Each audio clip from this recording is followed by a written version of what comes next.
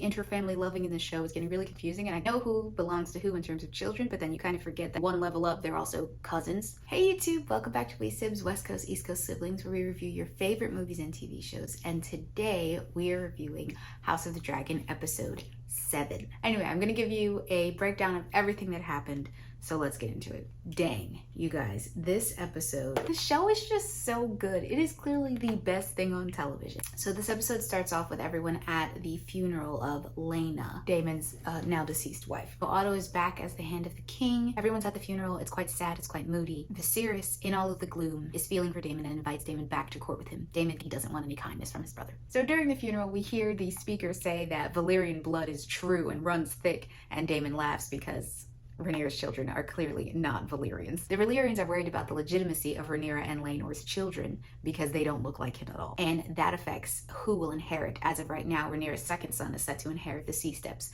But Rhaena wants to put Daemon's daughters on the throne because they know that they're true Valyrians. Even though Rhaena wants her granddaughters on the throne, the Sea Snake is like, absolutely not. What he wants more than anything is names on the throne. And if his granddaughters get married, the Valyrian name will not be on that throne, the Driftwood throne. After the funeral, we see Rhaenyra and Daemon on the beach. They clearly haven't seen each other since he was banished for the second time. It's a beautiful scene on the beach at nighttime, and I'm just like, looks so good. Rhaenyra is clearly over Harwin and says that Daemon abandoned her. Throughout the episode, we hear they're both made of fire and they burn together and they're alike. Now, the chemistry between Matt Smith and the older version of Rhaenyra, whose name escapes me, I'm so sorry, it's still there. It's just different, and it makes sense because both characters are older now. Anyway, Daemon implies that Alicent killed Harwin and his father in the fire, but Rhaenyra doesn't believe that because Alicent couldn't be capable of such depraved things. Things get a little steamy on the beach, and this scene is very different than the last time we saw the two of them together. It's a lot more grounded and sad. You can tell they're both grieving, but it's also a lot more tender. Like, there's clearly love there, and it's so weird because he's her uncle. While all that's going on the beach, little Aemon, Alicent's second son, because her oldest son, Aegon, is an utter disappointment. Aemon, desperate for his own dragon, decides to see if he can get on Vhagar, and sure enough, he can. He mounts Vhagar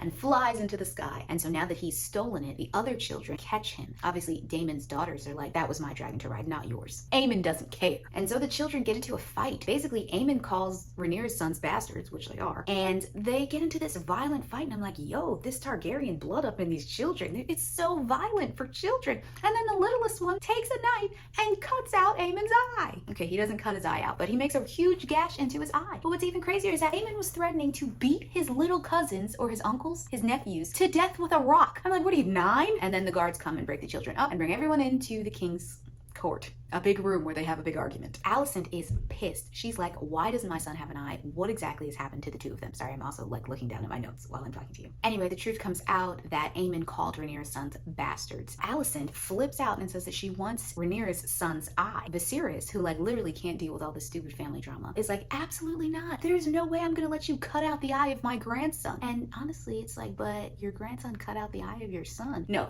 there's never any equality in that, okay? They're children. And for Alicent to stoop to this level is awful. But also, Kristen is like, okay, yeah, let me get a knife and cut out this kid's eye.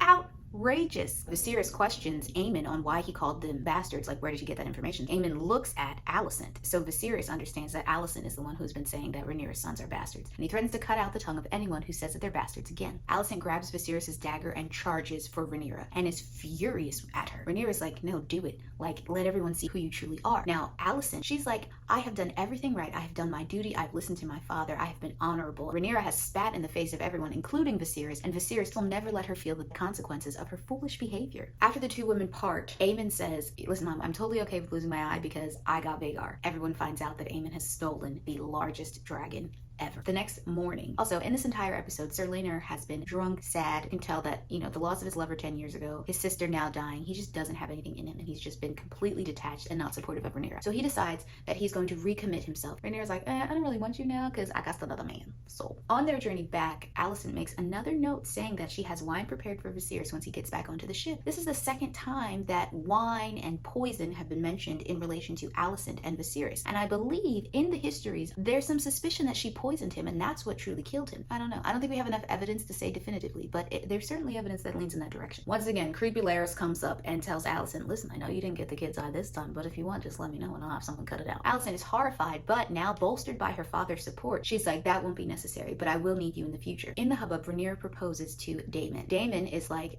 well, Laenor would have to die. And so then starts this crazy montage where it looks like Rhaenyra and Daemon are planning to murder Sir Laenor, but what actually happens is they fake Laenor's death. They let Laenor run away with his lover, and that allows Rhaenyra to marry Daemon. I'm pretty sure in the books Sir Laenor officially dies, but they leave him alive in this, and that does two things to me. One, that is a loose end. They're going to tie that in. All of this power that Daemon and Rhaenyra think that they're amassing will start to crumble when people realize that they didn't actually kill Sir Laenor. Not that anyone thinks that they killed him now, but Daemon mentions that the suspicion that the two of them killed him will give them the fear that they need in order to maintain the power that they desire. And Laenor actually not being dead is a threat to that. Secondly, Daemon has had this reputation the whole time of being scary, menacing, evil, and manipulative. So to find out that he actually did not kill Laenor is like, oh, maybe he's more benevolent than we think. But then I'm like, but he really did murk that guard in the hallway so that they had a body to put in the fire so that everyone believed Laenor was dead. I'm like, he's still kind of brutal. He's still kind of a murderer.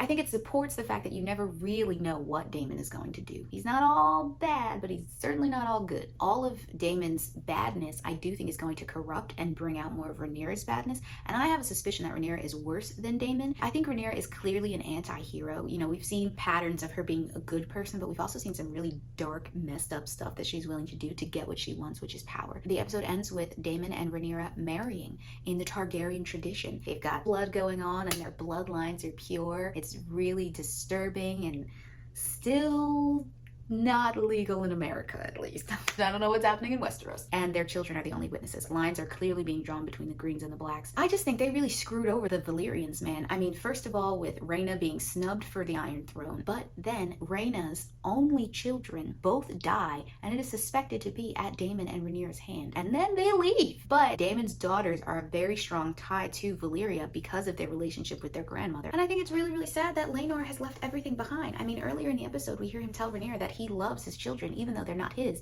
But at the soonest opportunity to ditch, he's like, nah, I'm done. I think this episode was absolutely phenomenal and really entertaining. Matt Smith is playing the hell out of Daemon Targaryen. I think Olivia Cook, I'm gonna say, is also killing her role as Alicent. I'm still not super impressed with Emma Darcy's performance. She doesn't seem as defiant, but time will tell. That's everything that I have for House of the Dragon, episode 7.